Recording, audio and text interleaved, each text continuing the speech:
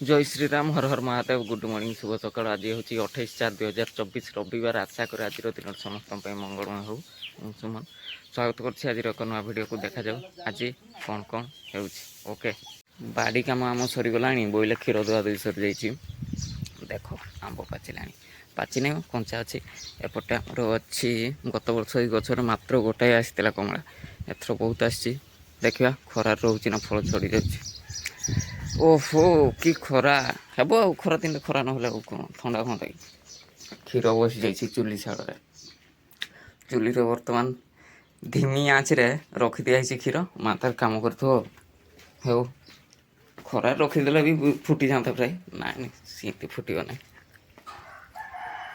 महल सरीगला तथापि किसी गचर पड़ुची नाना जाकि धरिकी पड़े आसी से गुड़ा कालीर एगुड़ा आज मोटर दादा ये शुई मोटू को ये बांधि देचु कारण से बहुत उत्पात कर सका जो लोक जावासवा कर ये दौड़े दूसरी ना शुई था गाधेवाई जा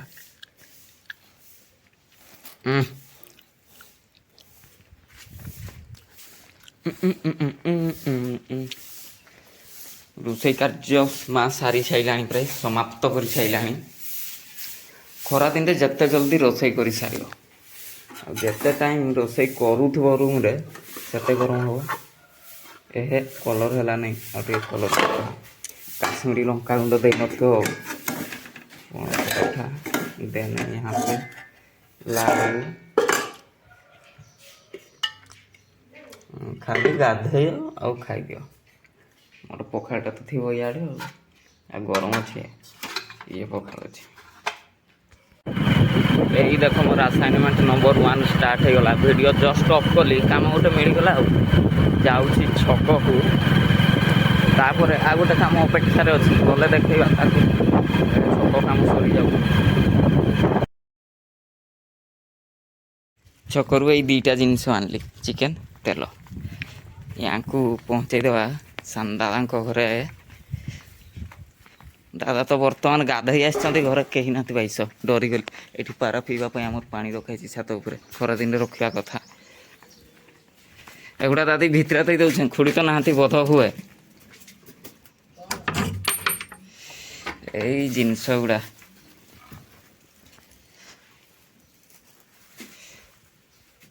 कौटी रखीदेवी तेलटा यहाँ पे चिकेन टा गोटे गोटे टांगी दूसरी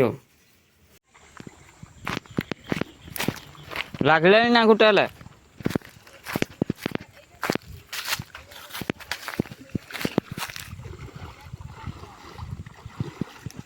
एरियाटा बड़ अच्छी तो बैग रे केतरा धरल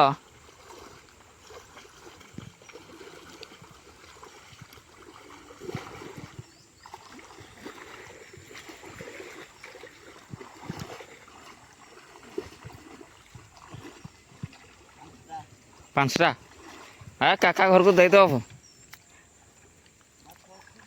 अच्छा तो हाँ कि ना खरा टाइमटा ये आसिक सानी सुना टे थंडा लगे पादटा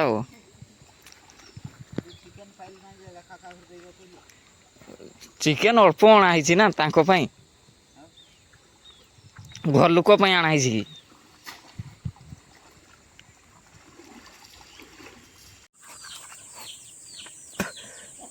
माछ धरा धरी सरला मुझे आसिक बाड़ी ब्रश करेतु आज लेट्रे उठली खरा दिन खरा कारण ब्रश भी कली ना अलसुआ लगे है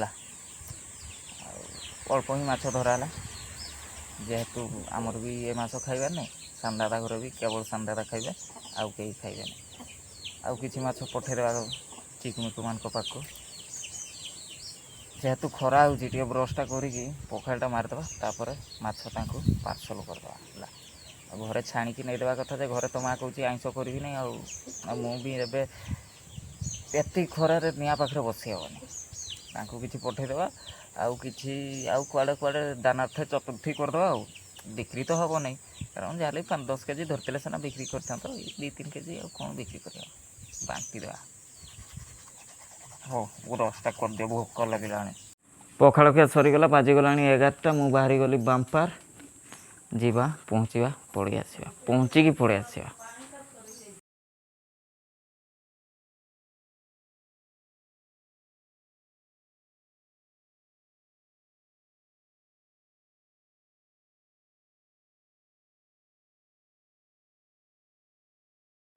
ବାମ୍ପାର ପହଞ୍ଚି ଯାଇଛି, ମାଛ ଡେଲିଭରି ମୋର କମ୍ପ୍ଲିଟ୍ ହେଇଯାଇଛି। ବର୍ତ୍ତମାନ ଟିକେ ଏଇଠି କୁଲର ହାୱା ଖାଉଛି।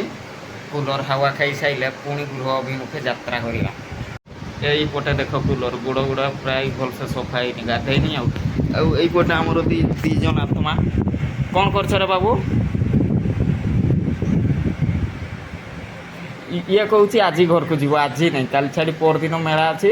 ସେଦିନ ମେଳା ଲାଷ୍ଟ ଅଛି, ସେଦିନ ଗଲେ ଭୋଜି ଫୋଜିରେ ସାହାଯ୍ୟ କରିବେ ଆଉ। ଓହୋ, କାର୍ଟୁନ୍ ଦେଖିଲେଣି। ସିଲୁ ସିଆଡ଼େ ଶୋଇପଡ଼ିଛି। ଖରାରେ ଘରେ ପହଞ୍ଚି ଯାଇଛି। ପ୍ରବଳ ଖରା, ଶୋଷ ପ୍ରବଳ ଲାଗୁଥିଲା। ଭାବୁଥିଲି ଟିକେ ଥଣ୍ଡା ପିଇବି, ଥଣ୍ଡା ଶୋଷ ମେଣ୍ଟାଏନି, ବଢ଼େଇଦିଏ ହେଲା।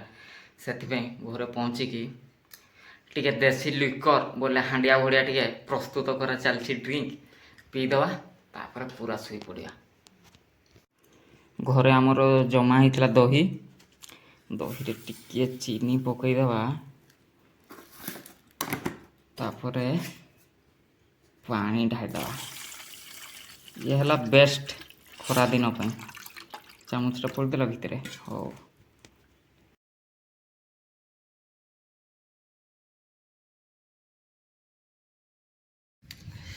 ଘଡ଼ଘଡ଼ିରେ ନିଦ ଭାଙ୍ଗିଗଲା। ନିଦଟା ବହୁତ ବଢ଼ିଆ ଆସୁଥିଲା।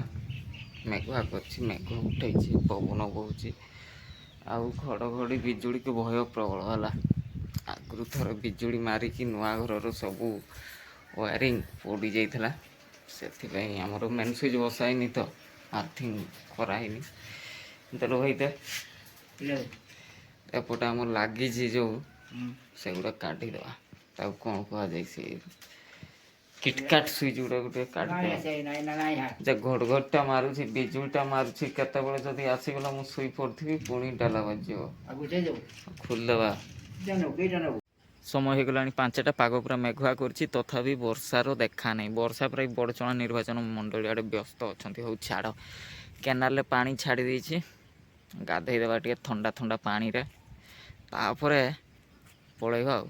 ମୋଟୁର ମାଆ ପଳେଇ ଆସିଛି। ଆଜି ମୋଟୁକୁ ବାନ୍ଧିକି ରଖିଛୁ, କାରଣ କମ୍ପ୍ଲେନ୍ ଆସିଗଲା କ'ଣ ଛେଳି ଫେଡ଼ି ଉପରେ ଆଟାକ୍ କରିଦେଲେଣି। ଯଦିଓ କେହି ପ୍ରୁଫ୍ ଦେଇପାରୁନାହାନ୍ତି କି ମୋଟୁ ହିଁ କାମୁଡ଼ିଛି, କାରଣ ମୋଟୁର ରାସ୍ତା ସେପଟେ ନାହିଁ, ତା ରାସ୍ତା ଅଲଗା ହେଲା।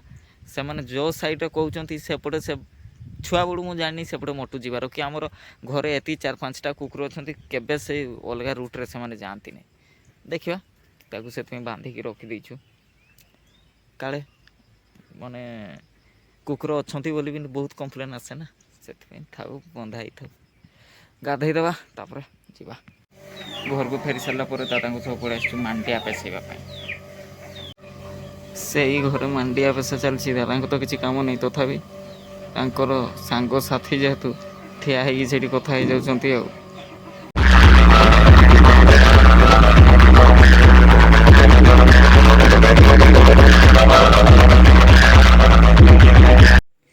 ବରଯାତ୍ରୀରୁ ଫେରି ଆସିଛି, ସମୟ ହେଇଗଲାଣି 12:30। ଟିକେ ଚିନି ପାଣି ପିଇଦେବା।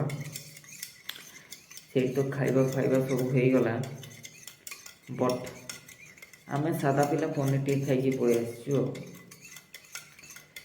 ଚିନି ପାଣି ପିଇଦେବା, ତାପରେ ଶୋଇପଡ଼ିବା।